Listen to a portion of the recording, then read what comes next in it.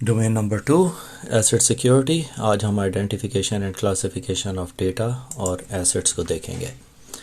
जब हम asset management की बात करते हैं तो सबसे पहले हमारे पास सर्वर्स आते हैं। अब सर्वर्स किसी भी ऑर्गेनाइजेशन में डिफरेंट किस्म के सर्वर्स हो सकते हैं। ये एप्लीकेशन सर्वर्स भी हो सकते हैं, आपके स्टोरेज सर्वर्स भी हो सकते हैं, आपके इसके ऊपर एक्टिव डायरेक्टरीज, DHCP, DNS वगैरह भी रन हो रहे होते हैं। तो उसकी प्रॉपर क्लासिफिकेशन सर्वर की होनी चाहिए और इसकी मैनेजमेंट के कहाँ हमारे सर्वर्स हैं, उनकी क्या स्टोरेज है, क्या कैपेसिटी है, उनका लाइफ साइकिल क्या है, उनके अपग्रेड्स क्या हैं, उसके पैचेस, उसको हमने कब चेंज करना है, ये सारी इन्फॉर्मेशन। इसी तरह वर्चुअल मशीन्स की बारे में भी इंफॉर्मेशन होनी चाहिए। वर्चुअल मशीन्स क्योंकि ऑर्गेनाइजेशंस के अंदर बहुत सारी बनती रहती हैं, डिलीट होती हैं, फिर बनती हैं, वो वर्चुअल सर्वर्स भी हो सकते हैं। और अगर ये बहुत सारे सर्वर्स वर्चुअल मशीन्स बन जाएं और उन्हें प्रॉपर्ली क्लासिफाई ना किया जाए कि कब उनका डीकमीशन टाइम है, तो एक हम टर्म यूज़ करते हैं जिसे हम कहते हैं वर्चुअल मशीन स्प्रॉल, यानी बहुत सारी मशीन्स हमारे पास बिखरी हुई होती हैं और उसके बारे में हमें इन्फॉर्मेशन नहीं होती।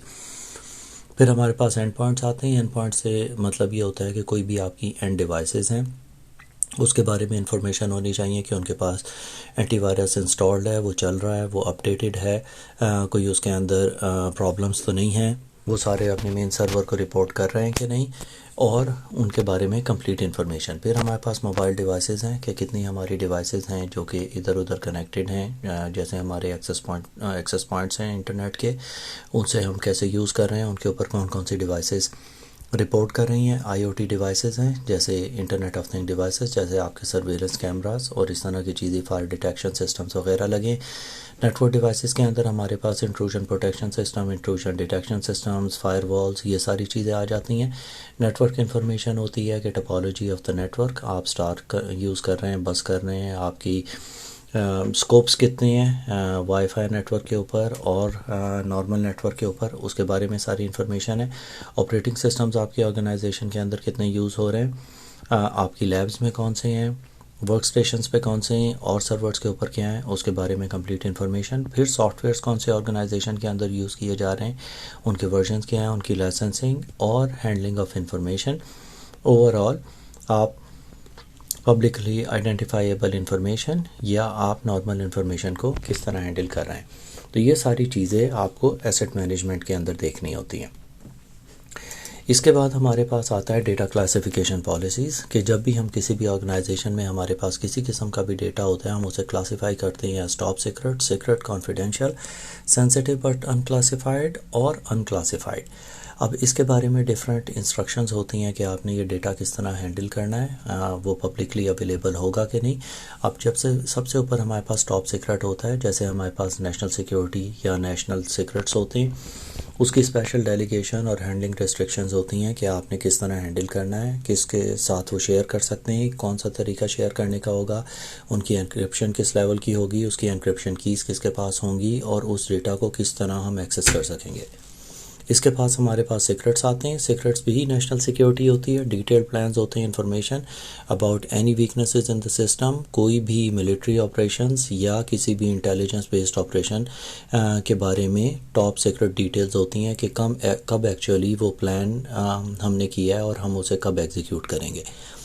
कॉन्फिडेंशियल इन्फॉर्मेशन भी नेशनल सिक्योरिटी के अंदर आती है। ये लोएस्ट लेवल होता है सीक्रेट्स का, कि सीक्रेट इन्फॉर्मेशन जिसे हम क्लासिफाई करते हैं एज वो जब एक लोअर लेवल पे आती है वो सिर्फ कॉन्फिडेंशियल इन्फॉर्मेशन होती है, जो कि इंटेलिजेंस रिपोर्ट्स हो सकती हैं, किसी भी इन्वेस्टिगेशन वगैरह किसी भी के बारे में की जा रही है उसके बारे में रिपोर्ट होती हैं।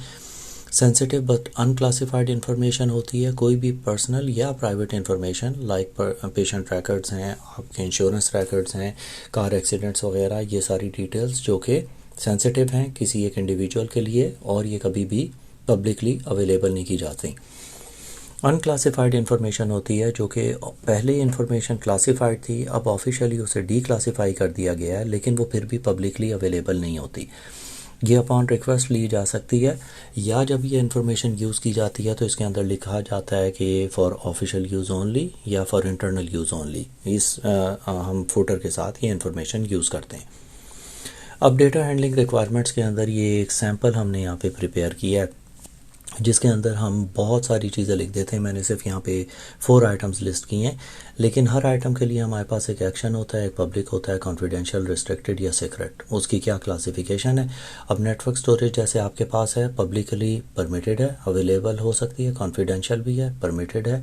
फिर हमारे पास रिस्ट्रिक्टेड है अगर, तो हम इसे एनक्रिप्शन रिक्वायर्ड होगी कि हमें उसे एनक्रिप्ट करना पड़ेगा, और अगर वो सीक्रेट इन्फॉर्मेशन भी है तब भी हमें उसे एनक्रिप्ट करना पड़ेगा। ईमेल्स जो हम सेंड करते हैं पब्लिकली परमिटेड है, हम कर सकते हैं, कॉन्फिडेंशियल भी है तो हम उसे इंटरनली परमिटेड कर सकते हैं। इसके बाद अगर हम उसे रिस्ट्रिक्टेड मोड में आते हैं तो हमें उसकी एनक्रिप्शन रिक्वायर्ड होगी, और किसी भी कॉन्फिडेंशियल इन्फॉर्मेशन को जो कि ईमेल के ऊपर है, सीक्रेट है, उसे हम ईमेल के ऊपर शेयर नहीं कर सकते। क्लाउड स्टोरेज के अंदर हमारे पास पब्लिक है, परमिटेड है, कॉन्फिडेंशियल भी परमिटेड है, रिस्ट्रिक्टेड में भी परमिटेड है, लेकिन आपको क्लाउड स्टोरेज कंपनी के साथ देखना पड़ेगा उनके टर्म्स एंड कंडीशंस क्या हैं। Only then it's permitted with exception.